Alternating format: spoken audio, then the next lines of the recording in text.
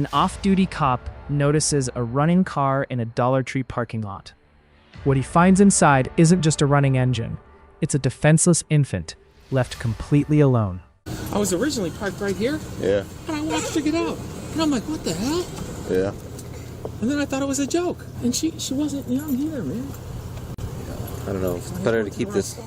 The witness thinks it's a sick joke, but as the minutes tick by, the mother is nowhere to be found.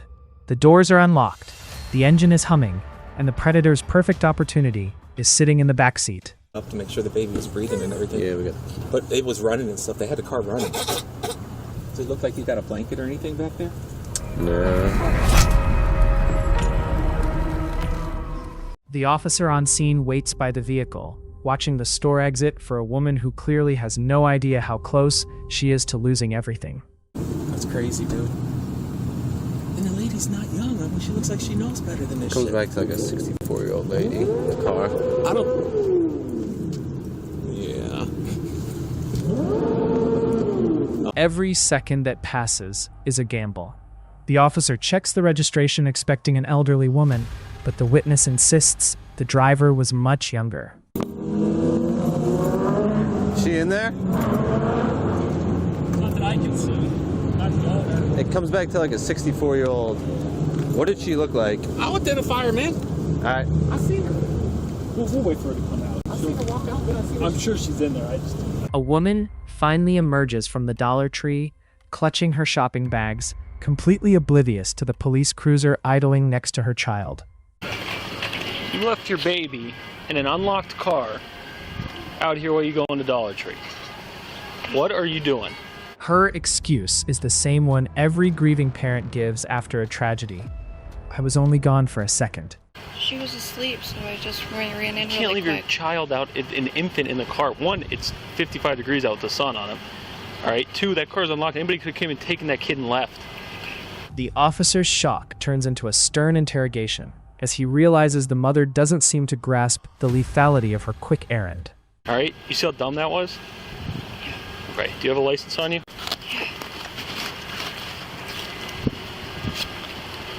All right. Hang out with this officer. Go over to your baby. Make sure she's all right. All right. You can sit in your car. You can stay there. It's up to you. While the officer processes the scene, the mother remains eerily calm, seemingly more annoyed by the delay than the danger she placed her child in. What's gonna happen? You're gonna find out in a second. You just want to stay right here so I can move my car? Okay. Yeah, I mean, this car comes back to a 64-year-old lady. Is the child's father in the picture? Is this your mother's vehicle? Yeah. What's her contact information? Your mother's the registered owner of this vehicle? Yeah. The officer continues to press for details, emphasizing that the cool external temperature doesn't stop the greenhouse effect inside a running vehicle. What's her phone number? What is going on? You're going to be getting some paperwork here in a second. So what is your mother's contact information? Can I know what's going on? You're going to be getting a ticket for endangering children. So what is your mother's contact information? She refuses to provide a secondary contact, seemingly more worried about her mother's reaction than the fact that she's being charged with a crime. Why do you need her? In case Medina County Job and Family Services needs to contact her. Why couldn't her just contact me? I live with her. What is her contact information? What's the child's name? What's that? Jenkins? Middle name?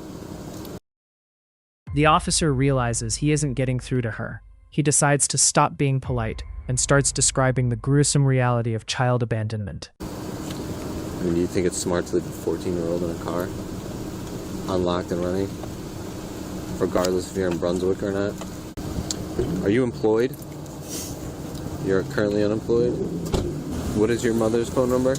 The mother tries to argue her maturity, but the officer shuts it down immediately, focusing on the safety of the 14-month-old girl in the back seat. I understand.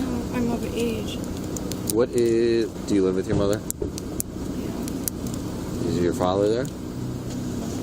No? What's your phone number? It's not even... She's currently unemployed. She She doesn't want to give her mother's phone number. He presses her for her mother's information one more time, making it clear that her refusal is only making a bad situation significantly worse. All right, Kayla, you're getting charged with endangering children. You have a court date on the citation right here, 4/19/22 at 5:15 p.m. in Brunswick Mayor's Court. You do have to appear. If you don't appear, it's not a waiverable offense. If you don't appear, they're going to put a warrant out for you. Okay? After this, any subsequent offenses of this is a felony. Right? The officer explains that Job and Family Services will be knocking on her door next to evaluate her fitness as a parent, a process that usually terrifies most mothers. So continue to leave your child in the car for 9 minutes or whatever. Right? This is a very serious thing. All right? It's a first-degree misdemeanor. It will be in Mayor's Court this time. Like I said, do this again, you're going to be charged with felony. All right? Your kid could very easily be kidnapped or die. It's a serious issue. Right? He warns her that Brunswick Mayor's Court is just the beginning. If she doesn't show up, her problems will become much more permanent. Make sure you appear in court, right? If you're contacted by, generally any charge like this, you'll be contacted by JFS, they're going to make sure you're not going to do it again, okay? Make sure you pay attention for a call. Do you have any questions for me? Do you understand why this is such a big deal? Yeah. Okay. The mother starts to break down, but the officer reminds her that a few tears are better than a funeral. I understand it was an error in judgment, and it was just a dumb decision, but that very often leads to the kid dying of stroke in the back of the car or getting kidnapped, right? So really this is a better outcome than us finding a kid dead in the back of the car. The officer emphasizes that the convenience of a sleeping baby isn't worth the risk of a lifetime of regret and empty cradles. All right? You understand? Okay. Do you have any questions about the citation?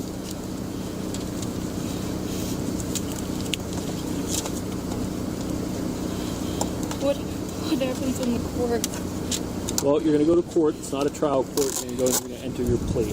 Right? At that point, The officer explains that even in a safe neighborhood, predators look for exactly this scenario to commit a crime that cannot be undone. do you have any questions for me?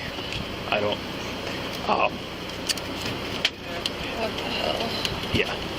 If you have any questions, call the Brunswick Police Department. Don't leave your kid in the car again, you understand? So what's going to happen is you're going to go to court, you're going to enter your plea, the mayor will give you a sentence, right? Likely for your first offense, it's going to be some type of fine. You can work out a payment plan, whatever you got to do.